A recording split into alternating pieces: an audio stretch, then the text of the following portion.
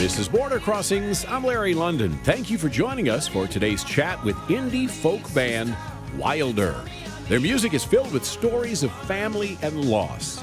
Formed in Virginia by singer-songwriter Will McCary, the group has expanded and captures the alternative rock influences of other groups like the Shins and Arcade Fire.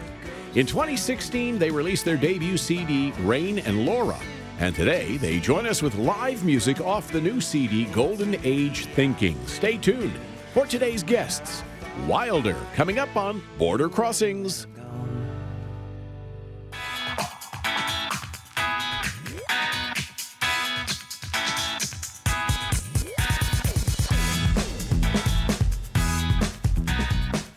Hi, I'm Larry London. Welcome to Border Crossings. In our studios today and on tour for a brand new album, we'd like to welcome all the way from Virginia, Wylder. It's nice to have you guys here. Thanks for having us. Thank you. Now, Wylder, you guys don't look wilder than anybody. Are you Wylder? I think that's part of the joke.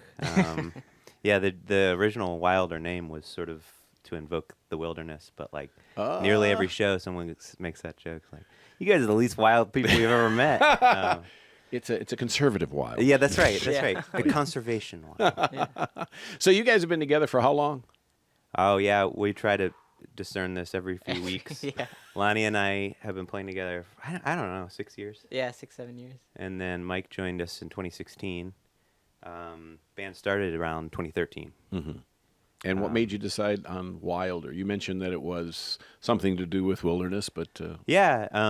First few years, we were... mainly a college band performing at Mary Washington in Fredericksburg, Virginia. I always like to give them their shout out.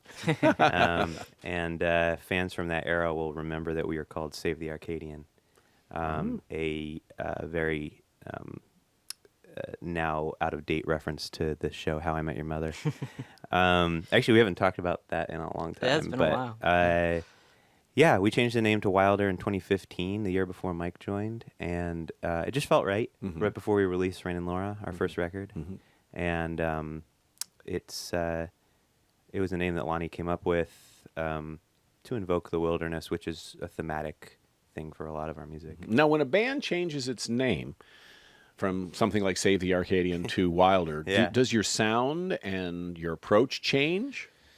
Yeah, it was very much a continuation of what we were doing before, which we were coming up right around the time that folk was really, blossoming, and you had Mumford & Sons really championing the genre, and we were doing sort of a folk pop thing, and that gradually led us more toward an indie rock kind of sound, especially on our new record that comes out next month. But you were unable to save the Arcadian. It had already been saved. It had been saved. So that was like, we did it. We can move on from this name. That's great. So what were you studying in college, can I ask? I mean, yeah, Lonnie and I met in an English course, which was our major. Yeah, it was a graphic novels class. That's right. And, we had a huge project together, and then we decided to make No one else music. did any work, so we were like, hey, I like you. Yeah, exactly.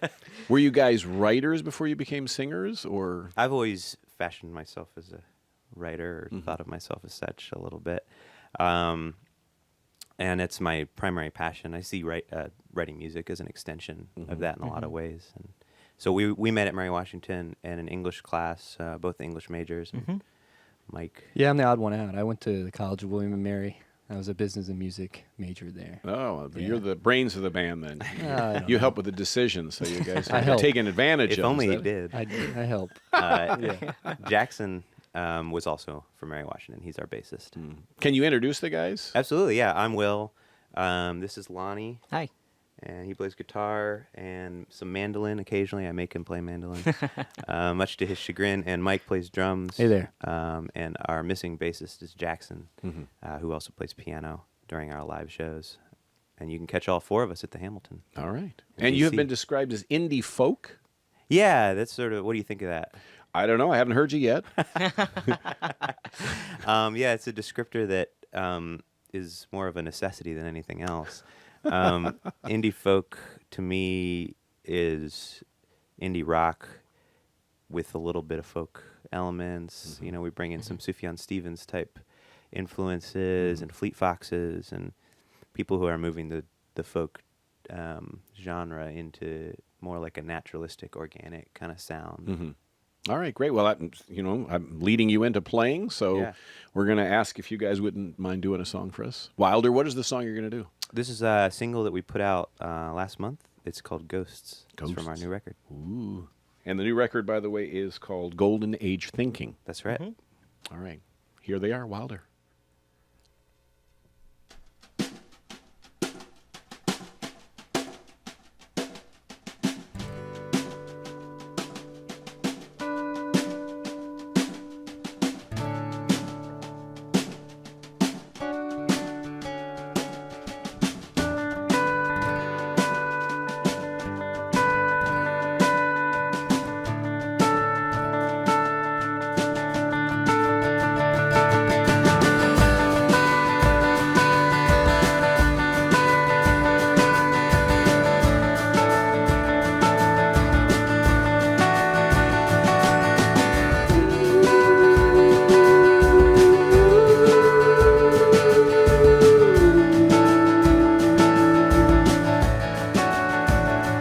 Find a way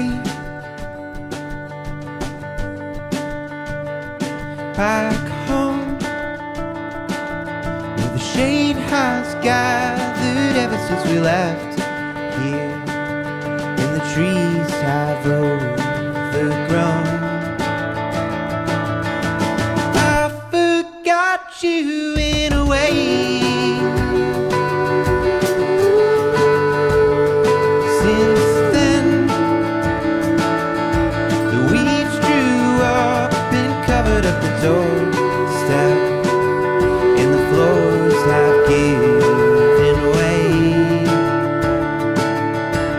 I still pray for rain, and in my sleep, place we meant to keep, I'll lay my head beneath, somewhere the ghosts still meet.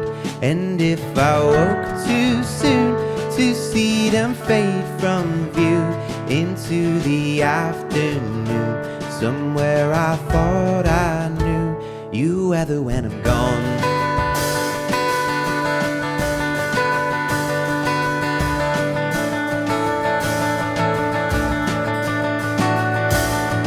Dead of night,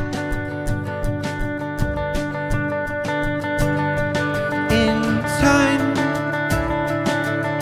the shapes all sway together where the trees bend, and they gather in the light. Then they all just stepped away. In time, I'll forget whatever may change here with the first of the light. Shade has left my sight, in my sleep, a place we meant to keep. I'll lay my head beneath, somewhere the ghosts still meet. And if I woke too soon to see them fade from view into the afternoon, somewhere I thought I knew you'll weather when I'm gone.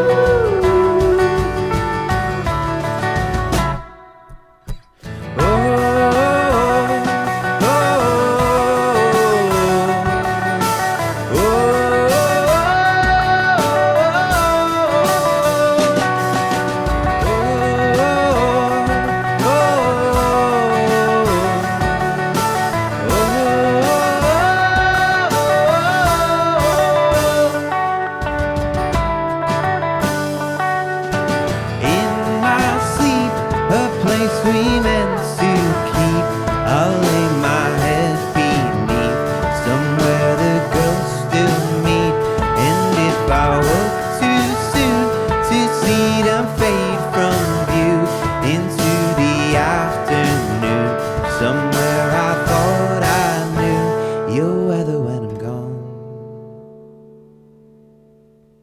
Lopez and Wylder here on the Voice of America. Sounding great. Thank you so Sounding much. great. Now, reading your bio, you talk about writing songs that have to do with family and loss. And you said that in the same sentence, family and loss. Yeah. Is that kind of, I mean, the definition of what this album's about, or is that your approach to music in general? I mean, yeah, it is in this way. In a lot of ways, I find myself writing about other people through my own viewpoint, and a lot of times that ends up being family members. And we've been on this album. That really is one of the central themes. The album's called Golden Age Thinking, and it's about examining nostalgia and kind of its powerful influence over someone's state of mind, how it can affect your look of positivity. And it's been sort of a weird year for not only me, but Lonnie lost his grandfather this year, and I did as well, and I lost a cousin, and then I also lost my dog, who... It's a lot of loss for one year. So it's hard to not have that seep into the record. And as I was kind of formulating these songs, we had that kind of in mind. Mm-hmm. And I also read, another quote. You'd said something about confronting the painful present and shaking the notion that there once was or soon will be a perfect time. Yeah, that's sort of the distillation. That's deep. I mean, that's deep. Hopefully it comes through in the lyrics. If it doesn't, I think people can still dance along to the songs. Yes. Even if, but yeah, that's sort of the distillation of what Golden Age Thinking is to me. And it's, it was a concept that I wanted to build into a whole album for a few years. And much to the chagrin of the guys, they were constantly like, no, it's too much. But I think we ended up tackling it really nicely on the record. And it was something that came to me after I first saw, many years ago, the movie Midnight in Paris, which is about this writer named Gil Pender, who has played by Owen Wilson, who's good in everything. He can make any bad movie good. Marley and Me. Yeah, that's a good example. There you go. Is he in Marley and Me too? I don't know. Yeah. He is? The second one. Oh, the second one? I don't know. Yeah, and so that's the theme of that movie is kind of, was there ever a perfect time? And getting stuck in that notion can sort of make you crazy. Define the perfect time. What is a perfect time? Time for what? Yeah, I think any time that feels like everything comes together. And the idea of Golden Age Thinking to me, and as it's sort of examined on the record, is that's an erroneous notion. The idea that there ever was a perfect time or will be is false. And I think that even if that on some level is true, that you can achieve this nirvana of feeling like everything's come together, you got a perfect relationship, you got all the money in the world, you love your job, your relationships are all working out. Striving for that is important, but there's, to me, being fixated on it can sort of ruin your life. Yeah, well, right now is an interesting time in our nation's history and in our culture with all the headlines on a daily basis. Sure. This is, we could use a perfect time for the perfect time right about now. But we're talking with Wylder, who are on tour. And how's the tour going? Good, yeah. We hit mainly East Coast cities here. We did some North Carolina dates. People saw us in Raleigh and Charlotte. Norfolk, Virginia, Richmond. Then we headed up, and we had Philly, New York, Baltimore. And next one is, we're back for a little bit, and next one is D.C. At the Hamilton, July 12th. And describe your fans. Who are coming out to see Wylder? I don't know. Should I punt that to one of you guys? Cool people? Cool people! That's for sure. If you've seen the Stones, you're probably going to see Wylder, Yeah. right? Yeah. Is that- I see a lot of sensitive people.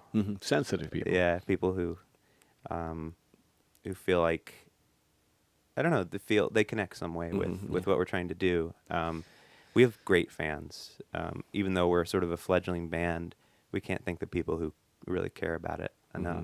It seems, because you are a band that emphasizes the storytelling Sure. part of music, and therefore people have to pay attention to your lyrics to appreciate your very lyric-oriented group versus rhythm. You know, a lot of bands put out a rhythm, and people don't get the lyrics, but the rhythm versus you guys Sure. are lyric intense. Yeah, I'd say that we're a band that is about the intersection between the sonic elements and the lyrics.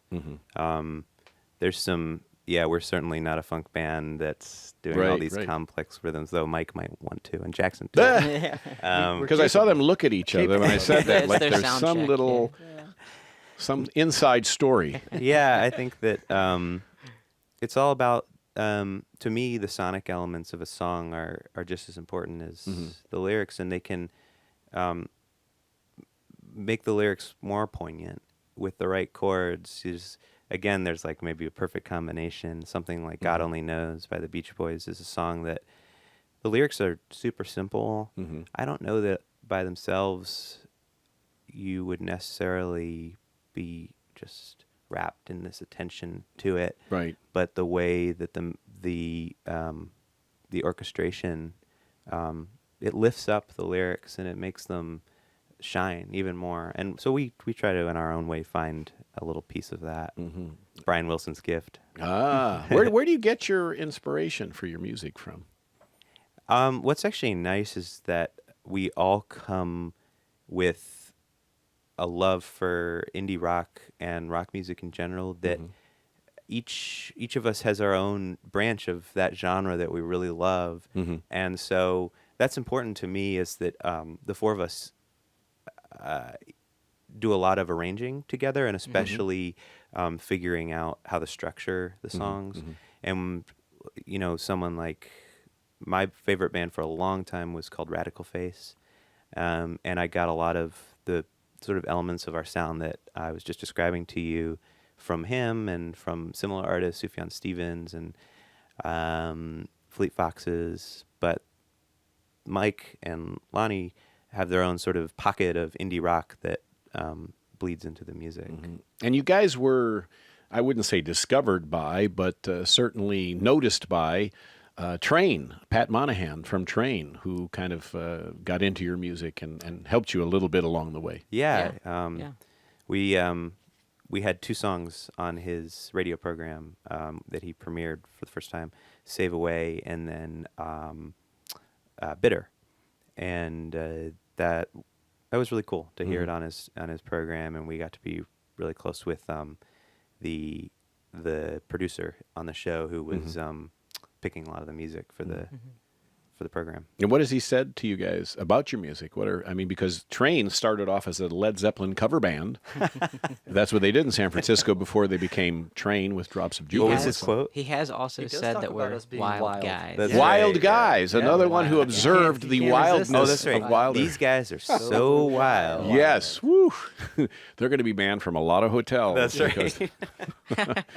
But so the tour goes on, and the new album is now out, and the buzz has been very, It's very not good. actually out yet, but July 12th. 2nd or July 12th. Yeah, Yeah. very soon. So right when you do the Hamilton, you'll be that's Yep, Yep, celebrating the and new ended up album. aligning really nicely. Yeah. All right, well that's perfect. So would you guys do another song for us? Absolutely. This one's called The Lake.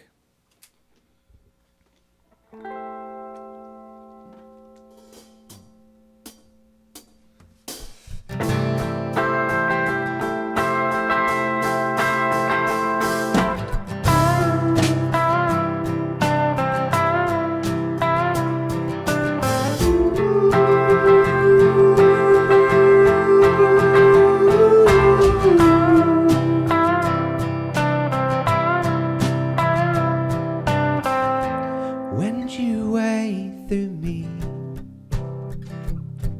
with the call from a father in the fear you leave, set me wandering in the blush of the morning with the way to keep some thought along in waiting for the sun. You can keep and shelter if I could have known. Would I have been to get you back from the side of my head?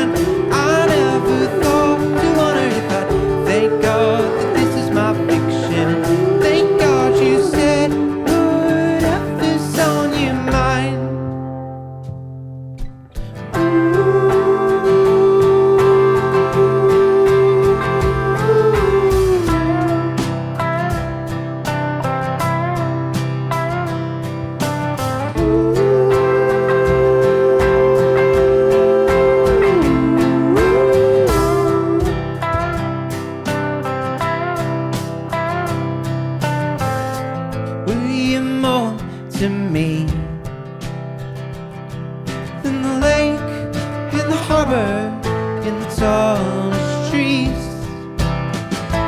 thoughts we wouldn't speak, spoon on the table and slip beneath. You kept me longing, waiting for the sun.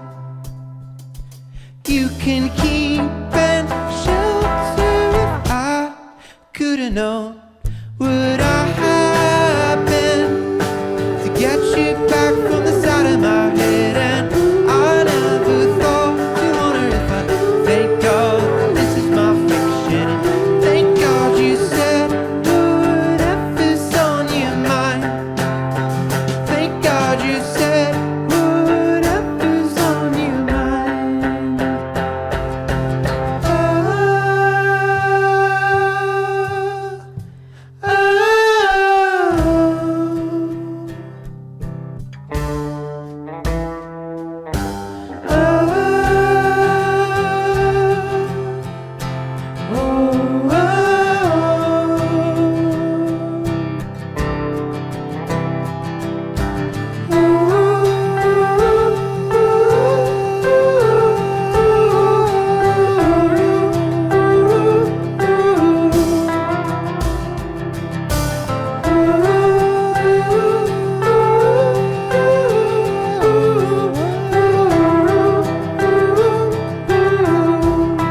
The lake bowed down.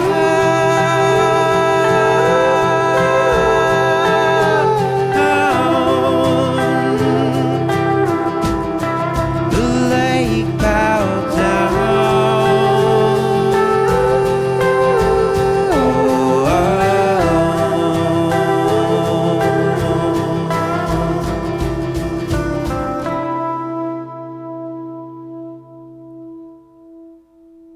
Wylder here on Border Crossings, and the new album is Golden Age Thinking, which took, 3 years to make, I guess. Yeah, a lot of writing, a lot of recording.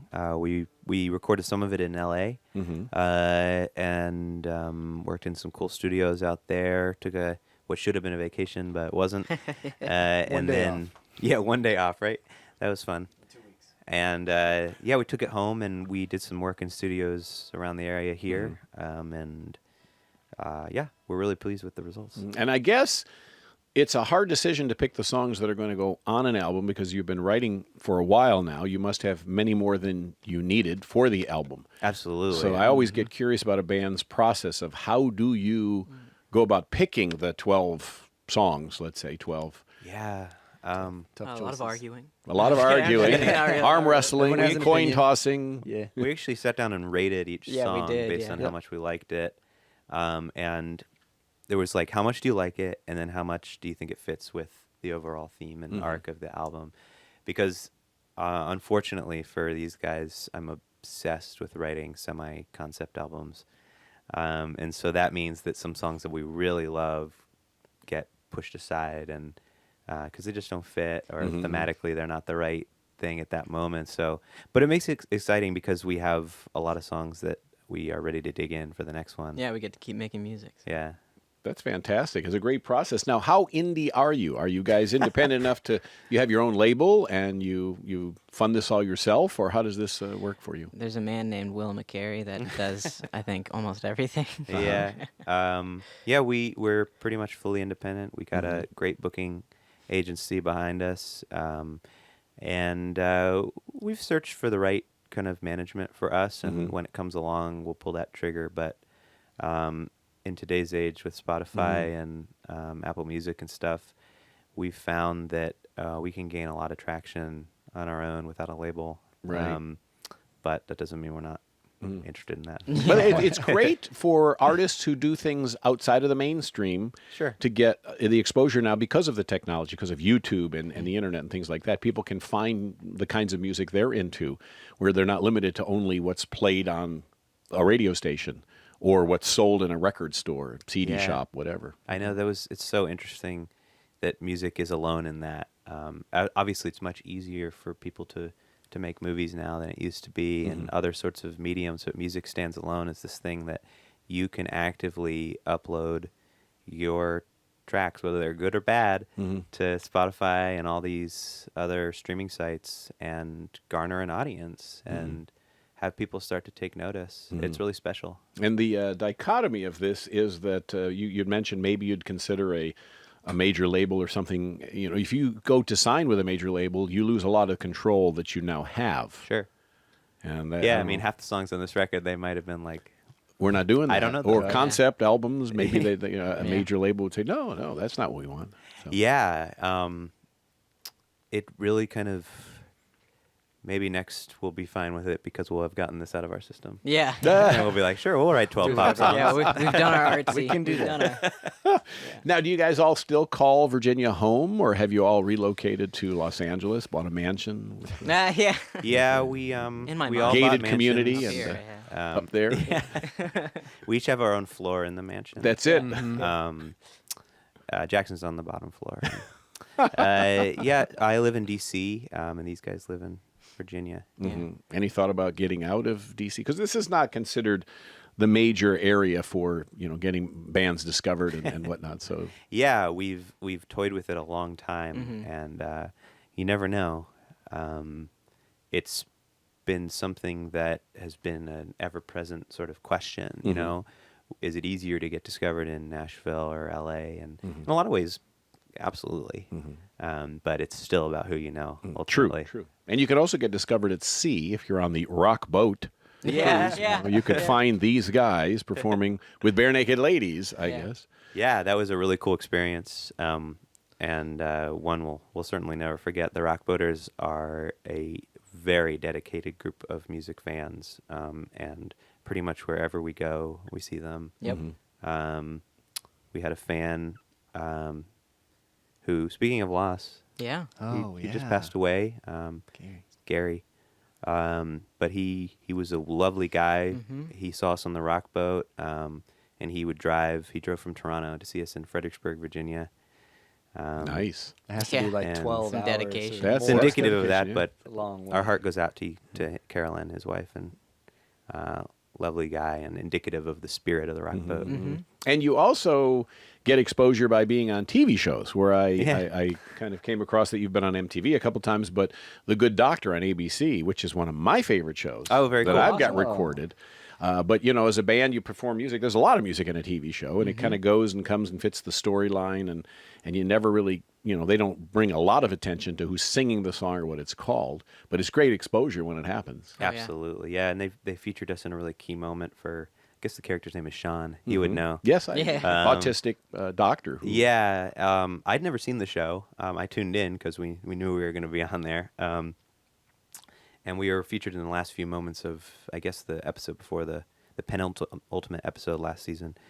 And yeah, it was super cool to see our song and how someone else had sort of envisioned it fitting the scene. And honestly, the best part was that Shazams for the song were enormous. People were looking it up and finding it on YouTube, and we really appreciate people, seeing something in a movie or a TV show and saying, I need to find out what that is. Yeah. Do you want to score a film? Have you ever thought about that? Oh, I would love to. Yeah. Yeah, we would really enjoy that. All right. Well, we've got you guys here for. Would you do another song? We'd love for to, the yeah. few minutes because you got to go get ready for your gig. This one is called Fear. I'm going to steal Lonnie's capo. And they are Wylder. Wilder than what? We haven't figured it out yet. But they are Wylder. Wilder than some. Wilder than some. I like that. Wilder than some, tamer. Maybe than that's others. better. That's That's a the better new name of the joke. band. Wilder than some. Wilder than some. I just thought of it just now. Maybe you're the English major. No. Ready? Yeah. All right.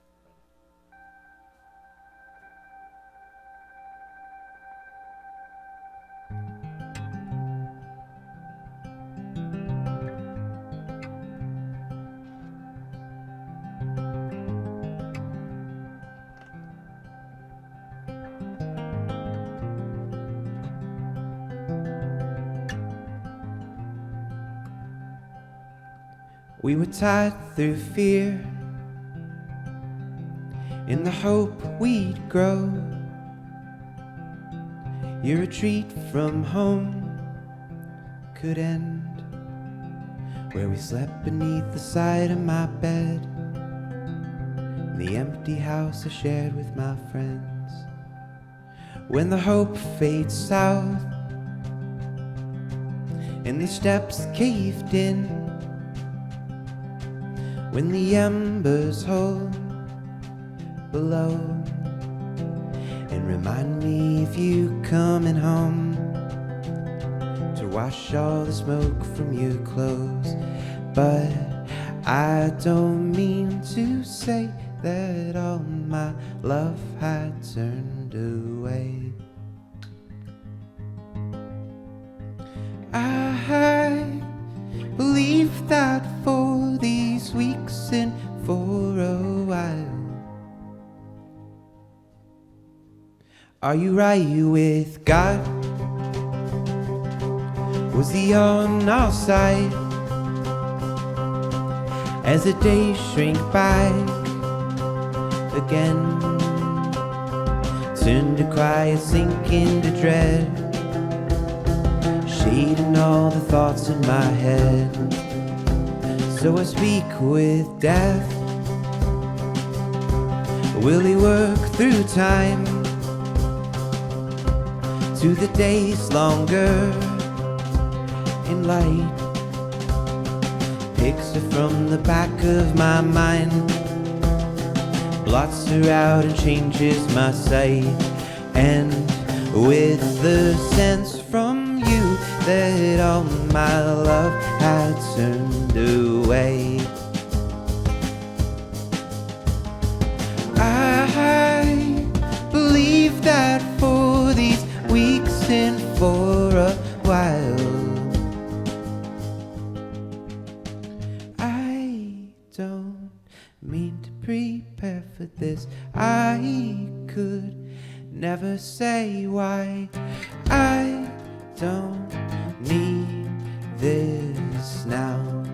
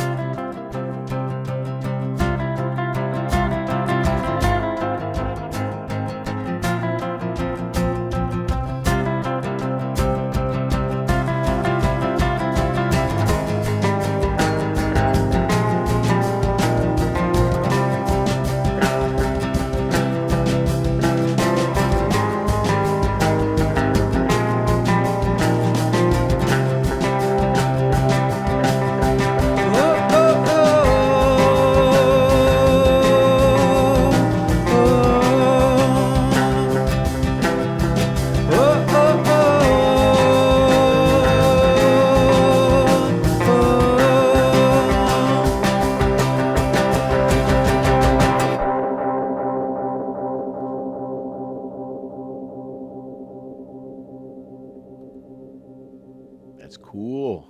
Thank you. Cool instrumentation. You guys into experimenting with your instruments? You ever do that? Try some. I mean, that's pretty experimental.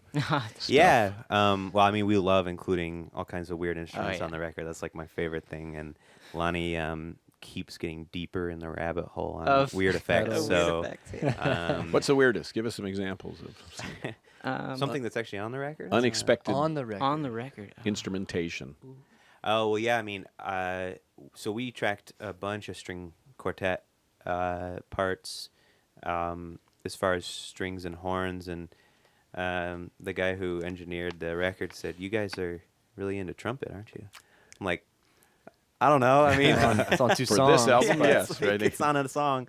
So yeah, we bring in all kinds of things. Jackson played some glockenspiel, and We Lonnie use has thigh pats quite a bit.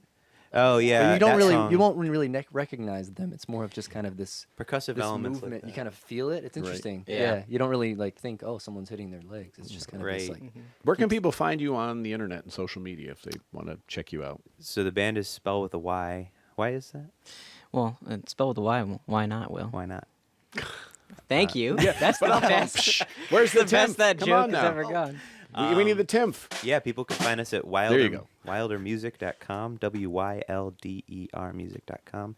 But really, I mean, the best thing people can do is listen on Spotify, follow on Instagram. We're just search for Wylder. And again, the website? WylderMusic.com. All right, awesome. Thank you guys for coming on the show. Thank you for Thanks having for us. having us. It's a Yeah. blast. It's great to meet you guys, and Yeah. congratulations on the new album. Thank you so Thanks. much. Look forward to hearing more music from Wylder. Thank you. Appreciate it. Wylder's our guest. Golden Age Thinking is the name of the album. My name's Larry London, and this is Border Crossings.